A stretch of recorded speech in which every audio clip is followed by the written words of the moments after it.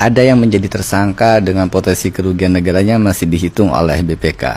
Namun ada pula seorang gubernur yang jelas-jelas kebijakannya sudah mencatatkan potensi kerugian negara namun sampai hari ini belum diapa-apain. Oke, masyarakat Jawa Timur itu sudah kurang lebih 8 tahun dipimpin oleh Gubernur Khofifah Indar Parawansa. Dan dalam perjalanannya, sesuai dokumen yang disampaikan oleh Badan Pemeriksa Keuangan sejak tahun 2018 sampai tahun 2024 mencatatkan sekitar 170 miliar plus 50 ribu dolar. Itu temuan BPK. Dari jumlah tersebut akhirnya BPK merekomendasikan sekitar 154 miliar plus 50 ribu dolar itu segera ditindaklanjuti dan segera dikembalikan ke kas daerah. Namun dalam perjalanannya dinamikanya sudah dikembalikan sekitar 97,6 miliar atau sekitar 74,4% dari total rekomendasi itu sudah ditindaklanjuti dan dikembalikan ke kas daerah sampai tahun 2024. Artinya masih terdapat sekitar 56,4 miliar plus 50 ribu dolar rekomendasi BPK belum ditindaklanjuti dan boleh uang tersebut saya kategorikan sebagai potensi kerugian negara. KPK kalau mau segera ke Jawa Timur, ajak Gubernur Khofifah ke Gedung Merah Putih untuk melakukan perundingan yang jelas bagaimana nasib uang tersebut. Karena kami juga tidak ingin uang yang sebesar itu lantas tidak jelas keberadaannya dan sampai kapan tetap tercatat sebagai potensi kerugian negara. Khofifah diperiksa KPK, dicurigai atas 2 kasus besar. Ini dia faktanya, nama Gubernur Jatim, Khofifah Indar Parawansa, tengah jadi sorotan. Ia dilaporkan ke KPK, bahkan kantornya ikut digeledah. Bagaimana bisa? Yang pertama, Khofifah dilaporkan atas dugaan korupsi saat masih menjabat Menteri Sosial tahun 2015. Kasusnya soal proyek validasi data kemiskinan senilai hampir 400 miliar rupiah. Laporan ke KPK ini mencuat lagi usai audit BPK mencurigai adanya pengadaan fiktif dan laporan palsu dari daerah. Yang kedua, KPK juga menggeledah kantor Gubernur Jatim karena kasus dugaan suap dana hibah, KONI, dan kelompok masyarakat. Katanya, aliran dana dari APBD diduga tidak transparan.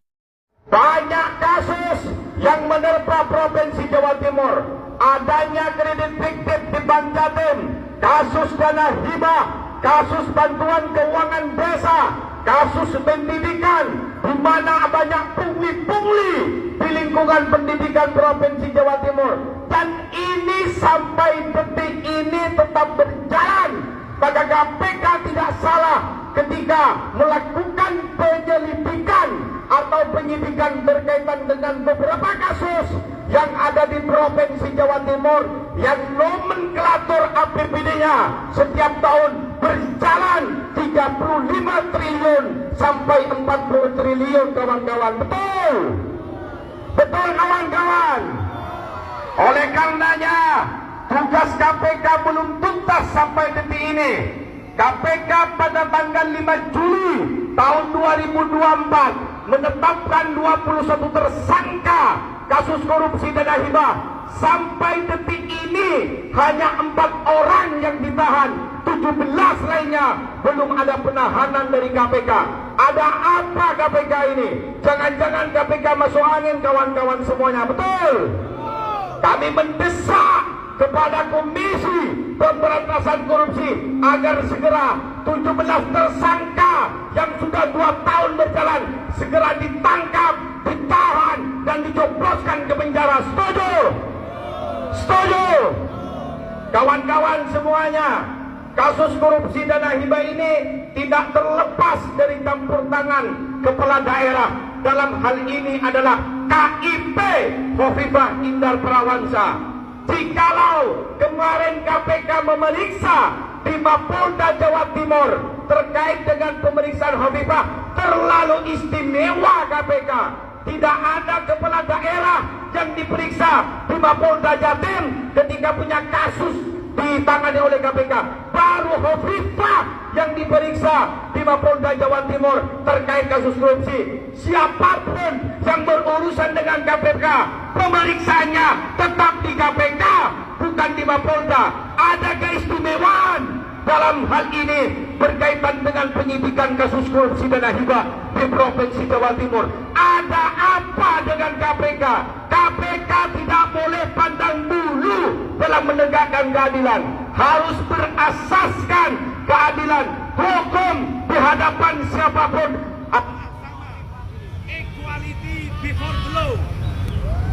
KPK membuka peluang periksa Gubernur Jatim Khofifah Indar Parawansa terkait dugaan korupsi dana hibah Pokmas 2021 sampai 2022. Hari ini ia mangkir dan minta penjadwalan ulang pemeriksaan pekan depan. Total 21 tersangka sudah ditetapkan, kemungkinan bertambah masih dibuka.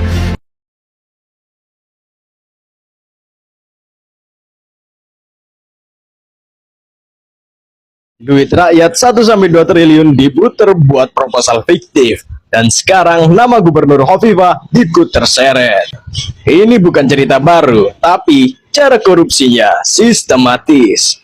21 tersangka, termasuk politisi top Jawa Timur, ikut terlibat. Semua bermula dari OTT KPK di Desember 2022. Saat Tuasim Juta, Wakil Ketua DPRD Jatim kala itu, ketangkap barang staf dan 2 pemberi suap.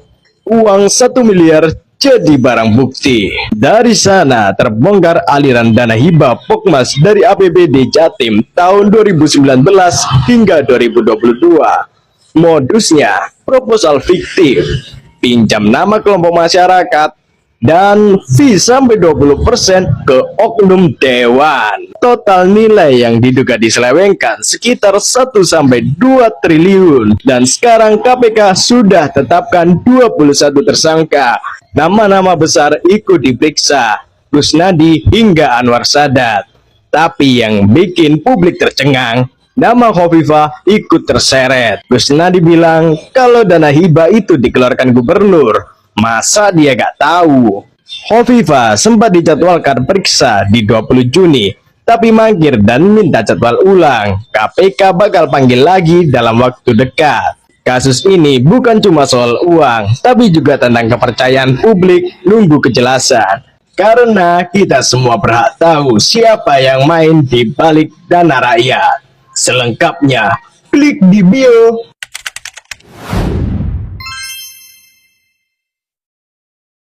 Khofifah sudah diperiksa KPK. Yang menjadi pertanyaan, apakah Khofifah dari saksi bisa menjadi tersangka? Teman-teman, sifat perbuatan melawan hukum di dalam tindak pidana korupsi itu tidak hanya dia memperkaya diri sendiri. Memperkaya orang lain itu juga perbuatan sifat melawan hukum. Tentu kalau bagi penyelenggara negara, memperkaya orang lain ini adalah perbuatan melawan hukum ketika dilakukan dengan melawan perintah undang-undang atau aturan yang ada. Kita tahu bahwa hibah teman-teman DPRD provinsi, hibah gubernur sekarang ini adalah hibah yang menjadi bancaan. Baik itu dari teman-teman DPRD maupun dari gubernur sendiri. Nah, Khofifah sebagai gubernur, tempat proposal diajukan kepada dirinya, tidak pernah meng-cross-check, tidak pernah mengevaluasi, tidak pernah melihat secara langsung apakah proyek-proyek ini sudah dijalankan dengan benar atau tidak. Contoh misalnya, yang sudah diadili oleh KPK, yaitu Sahatua Simanjuntak, Wakil Ketua DPRD Jawa Timur, dia yang ditangkap oleh KPK itu hibah di Pulau Madura. Padahal dapilnya dia adalah dapil Ponorogo. Tentu menjadi sebuah pertanyaan. Kalau dia memberikan hibah di dapilnya, tentu untuk pencitraan. Tapi kalau dia memberikan hibah untuk daerah lain, apa hubungannya? Dengan konstituen tidak ada hubungan. Dengan dapil tidak ada hubungan. Berarti kaitannya kan dengan cuan. Supaya hibah itu bisa dijual belikan. Dalam konteks ini, gubernur dan jajarannya tidak pernah melakukan evaluasi. Pokoknya ugal-ugalan. Proposal yang masuk direkom oleh teman-teman anggota dewan di ACC. Dan nilai kerugian negara triliunan. Kalau Khofifah diperiksa KPK mengatakan bahwa hibah ini sesuai prosedur, sesuai dengan undang-undang, jelaskan aturan yang mana, undang-undang yang mana. Ingat, kerugian negara ini triliunan. Menurut saya KPK tidak boleh berhenti pada level teman-teman DPRD Jawa Timur. Level eksekutif, gubernur, wakil gubernur, dan jajarannya juga harus diseriusi. Kalau memang ada perbuatan sifat melawan hukum, ayo segera ditetapkan menjadi tersangka. Gimana menurut kalian, Khofifah layak tidak menjadi tersangka? Mengapa Khofifah Indar Parawansa belum jadi tersangka kasus dana hibah Pokmas Jatim? Kasus korupsi dana hibah kelompok masyarakat Pokmas di Jawa Timur menjadi salah satu kasus besar yang ditangani Komisi Pemberantasan Korupsi (KPK). Hingga kini, sudah 21 orang ditetapkan sebagai tersangka, termasuk mantan Ketua DPRD Jatim Kusnadi, sejumlah anggota DPRD, mantan kepala desa, serta pihak swasta. Namun, nama Gubernur Jawa Timur Khofifah Indar Parawansa, yang beberapa kali diperiksa KPK, belum ditetapkan sebagai tersangka. Status Khofifah masih sebagai saksi. KPK menegaskan bahwa status Khofifah hingga saat ini masih sebagai saksi, bukan tersangka. Ia beberapa kali dipanggil untuk dimintai keterangan, baik di Jakarta maupun di Polda Jawa Timur, guna menjelaskan proses administratif, mekanisme penyaluran, serta peran pemerintah provinsi dalam pengelolaan dana hibah Pokmas. Ketua KPK mengatakan, tidak ada perlakuan khusus kepada Khofifah. Pemeriksaan dilakukan seperti saksi lainnya, sesuai kebutuhan penyidikan. Alasan hukum mengapa belum ditetapkan tersangka. Beberapa faktor yang diduga menjadi alasan mengapa Khofifah belum dijerat hukum antara lain. Belum ada bukti kuat keterlibatan langsung. KPK belum menemukan indikasi bahwa Khofifah secara pribadi menerima atau memerintahkan pemotongan dana hibah. Proses administrasi formal dianggap sesuai prosedur. Dana hibah melewati tahap verifikasi OPD, Bapeda, Inspektorat hingga BPKAD sebelum disahkan. Jika seluruh tahapan itu sesuai aturan, tanggung jawab hukum sulit diarahkan langsung ke gubernur. Posisi gubernur berada di level kebijakan, bukan teknis.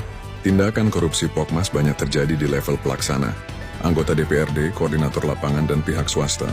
Gubernur lebih berperan dalam persetujuan administratif, bukan pengaturan teknis pencairan. Proses penyidikan masih berjalan. KPK menyebut tidak menutup kemungkinan adanya pengembangan kasus bila nanti ditemukan bukti baru yang mengaitkan pihak lain. Dalam beberapa kesempatan, Khofifah menyatakan telah memberikan keterangan secara terbuka dan lengkap kepada penyidik. Ia juga berharap penjelasannya dapat membantu KPK menuntaskan kasus dana hibah Pokmas agar terang benderang. Sekilas kasus Pokmas Jatim, periode dana hibah, APBD Jatim 2016-2022, total dana yang diselewengkan, sekitar 398 miliar. Pemotongan fee dana hibah mencapai 15-20% untuk pihak-pihak tertentu. 21 orang tersangka, dan 4 orang sudah resmi ditahan oleh KPK. Kesimpulan, sampai saat ini, belum ada bukti hukum yang cukup untuk menjerat Khofifah Indar Parawansa sebagai tersangka.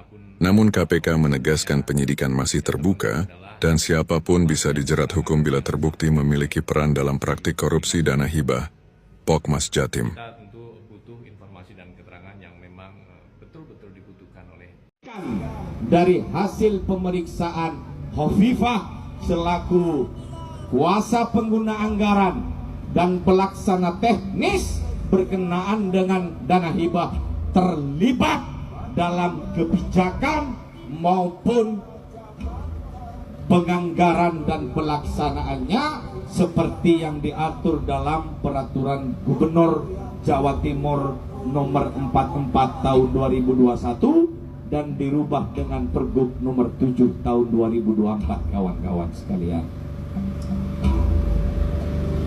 Kepada Adindaku silakan.